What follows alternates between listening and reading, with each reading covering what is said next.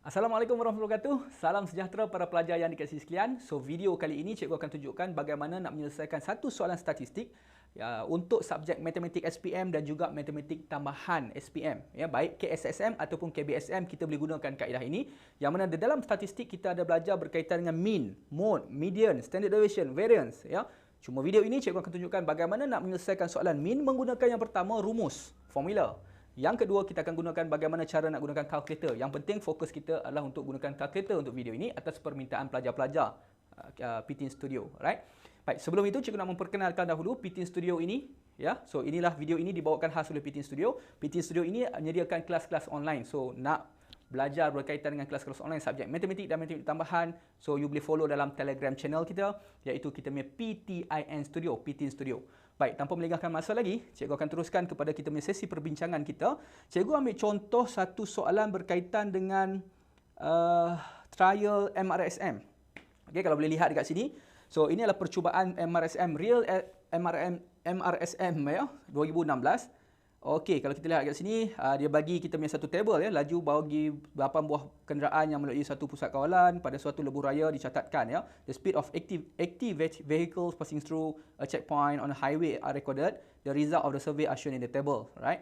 So inilah kita punya upper boundary, dia bagi upper boundary sahaja. Kemudian dia bagi cumulative frequency. Okey, cumulative frequency ya, cikgu ulang balik semula, dia adalah kekerapan longgokan, bukan kekerapan biasa. Baik, so yang pertama dia minta untuk kita lengkapkan table ini. So table dia dah bagi dekat sini. So kalau kita perhatikan dekat sini, class interval. Kalau 41 hingga 50 kita boleh continue 51 hingga 60, 61 hingga 70 dan sebagainya, right? So bagaimana nak mencari frekuensi? Ini paling penting sekali para pelajar. So bagaimana daripada cumulative frequency, kekerapan longgokan, kita nak tukar kepada frekuensi biasa. Alright. So yang pertama kita kena buat apa? Kalau kosong ikut kosong, kalau 5 kita follow dengan 5, 12 tolak dengan 5 kita 7, 20 tolak dengan 12 kita dapat 8 dan seterusnya. Alright. So bagaimana pula dengan kita punya midpoint? Midpoint sangat mudah, kita ambil 41 tambah 50, kita bahagikan dengan 2, kita akan dapat titik tengah kita, iaitu kita punya 45.5. Baik, kalau kita perhatikan dekat sini, so table ini perlu dilengkapkan oleh para pelajar. So yang mana cikgu dah tunjukkan, cikgu dah lengkapkan sebenarnya. Ini adalah kita punya table yang cikgu dah lengkapkan. Mari kita lihat kat sini. So ini table yang sudah lengkap, yang mana cikgu pun dah cari mean secara menggunakan formula rumus kita. Right. Sebelum itu mari kita lihat dulu di whiteboard cikgu. Right. So di whiteboard cikgu ini cikgu tunjukkan bagaimana daripada table tadi, cikgu hanya abstract kepada beberapa data sahaja. Cikgu ambil class interval, cikgu tunjukkan frekuensi. Tadi kita ada cumulative frekuensi, kekerapan longgokan, kita dah tukar kepada frekuensi. Inilah frekuensi kita. Right. Kemudian inilah midpoint kita dan cikgu wujudkan satu kolom ya, lajur yang baru, iaitu kita punya fx, iaitu hasil darab f darab dengan x. So f darab dengan x, f darab dengan x, f darab dengan x, dan kemudian kita akan ambil satu total untuk fx ini, iaitu 7400 ya. Begitu juga untuk frekuensi ini, jumlah frekuensi ini adalah 80 frekuensi kita. Kemudian kita akan masuk dalam rumus kita. Apakah rumus untuk mencari mean? Mean adalah kita punya jumlah fx bahagikan dengan jumlah f ya. So kemudian kita akan dapat 92.5. Baik, fokus cikgu untuk video ini sebenarnya nak menunjukkan bagaimana kita gunakan kalkulator. Cikgu ada dua kalkulator di sini. Kalkulator yang pertama adalah kalkulator MS. Kalkulator yang kedua adalah kalkulator EX. Alright, boleh ya? Baik, bagaimana kita nak menyelesaikan soalan ini? Cikgu tunjukkan menggunakan kalkulator yang pertama dahulu. Kita akan masuk data kita. Right, kalkulator pertama cikgu akan gunakan kalkulator MS dahulu. Right? So kita perhatikan dekat sini. Baik, untuk kalkulator MS, ya, kalau kita lihat dekat sini, yang pertama you kena tekan mode dulu sampai dapat SD. SD ya. SD itu maksudnya untuk kita gunakan kaedah kita punya statistik. Kita tekan 1 dan pastikan di atas ini, ya, pastikan di atas ini kita dah ada kita punya SD lah. SD itu maksudnya kita dah ready untuk menerima data-data berkaitan dengan statistik. Okey, kita masukkan data kita. Kalau you ingat kembali tadi, data yang pertama di sini kita akan masukkan bermula dengan X dahulu, iaitu X 45.5 diikuti oleh F frekuensi kita. So 55.5 kita punya pasangan dia adalah 5 dan diikuti seterusnya. Alright. Baik, kita perhatikan semula kepada kita punya kalkulator. So cikgu akan masukkan data yang pertama dahulu, 45.5. Okey, tengok baik-baik ya. Di atas delete ni kita ada koma. Okey, di atas delete ni kita ada koma, tapi kita nak abangkan koma ni, kita tekan shift. Right? Kemudian kita akan tekan koma tersebut untuk kita dapatkan semikolon. Boleh nampak tak kat situ, ya? Kita dapat semikolon. So masukkan frekuensi dia, berapa frekuensi dia? Kita tekan kosong, tekan jangan tekan sama dengan ya. You kena tekan dekat sini, nampak di sini ini adalah M+, tekan M+. So bila dapat M+, kita tunjukkan N kosong, frekuensi masih kosong. Okey, kita dah teruskan ke data yang seterusnya. 55.5, tekankan shift, tekankan semikolon. So berapakah kita punya frekuensi untuk 55.5? Kita tekan 5. tekan sekali lagi M+, nampak data dia sekarang jadi 5, frekuensi kita, kekerapan kita. Teruskan lagi kita punya data yang seterusnya, 65.5, semikolon, right? Semikolon, kemudian kita masukkan 7, M+ sekali lagi, kemudian diikuti oleh 75.5,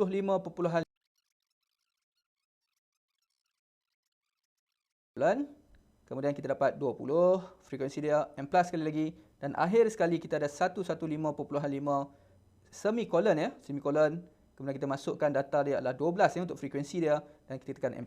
So, akhir sekali kita akan dapat 80 menunjukkan bahawa data bilangan data kita iaitu kita punya frekuensi kita adalah 80 iaitu kita punya jumlah kekerapan keseluruhan.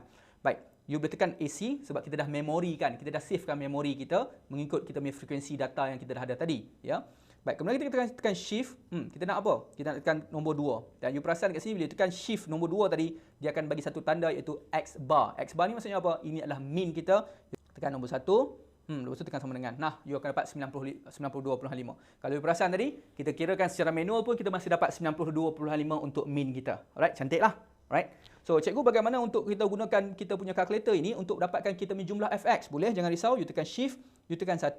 So, you nampak tak kita punya shift 1 tadi, you dapat jumlah sigma x. So, you tekan nombor 2, function yang nombor 2 dan you akan dapat sama dengan, you akan dapat 7,400. Apa maksud 7,400 ini? 7,400 ini mewakili kita punya data apa? Data 7,400 di sini iaitu jumlah fx yang kita dah kirakan tadi. So, jumlah f tadi adalah kita punya 80 lah. So, kita bahagikan, kita dapat 92.5. Mungkin data itu diperlukan untuk jalan ringkas lah untuk kita selesaikan min kita. Okey, baik. So, yang pertama tadi cikgu tunjukkan bagaimana nak gunakan MS. Ada pelajar request, cikgu saya nak kalkulator bangsawan. Ini cikgu punya mentor lama lah ataupun sifu lama lah. Dia kata kalkulator bangsawan. Cikgu K ya. Dia kata kalkulator bangsawan ni. So, jom kita tengok bagaimana kita nak menyelesaikan kita punya kalkulator bangsawan ini.